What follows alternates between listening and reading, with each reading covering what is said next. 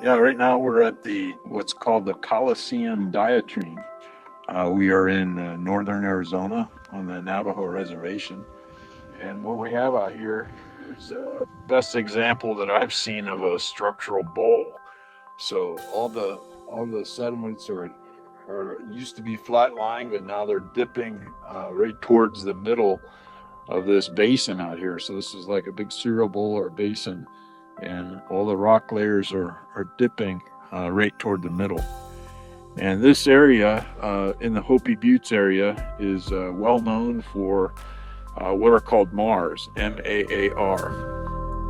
And what happens is you have volcanic activity under the surface, and you generate some magma or even hot gases and so forth, and that magma can come up to the surface, and as it encounters groundwater or lake water or something else, that water flashes to steam. And as it flashes to steam, it makes an explosion. And so what we're looking at here in this bowl or this depression is a giant explosion pit. There's something very similar on Hawaii called the Diamond Head. That's probably it's a lot more famous than this one. This is a beautiful example of what's called a mar.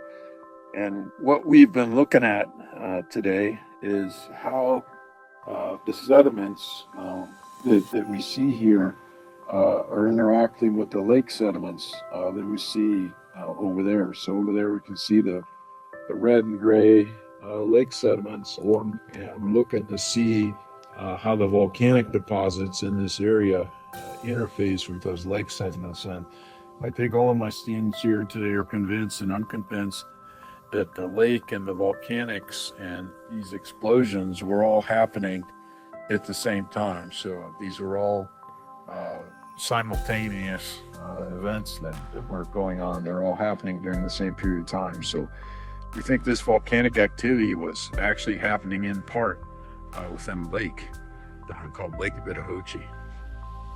So when would you place Lake Bidahochi or this timeline taking place? I would place this lake at some point after Noah's flood, so well after Noah's flood. This area would have been well watered into the Ice Age and thereabouts. So sometime in that vicinity, either shortly before the Ice Age or during.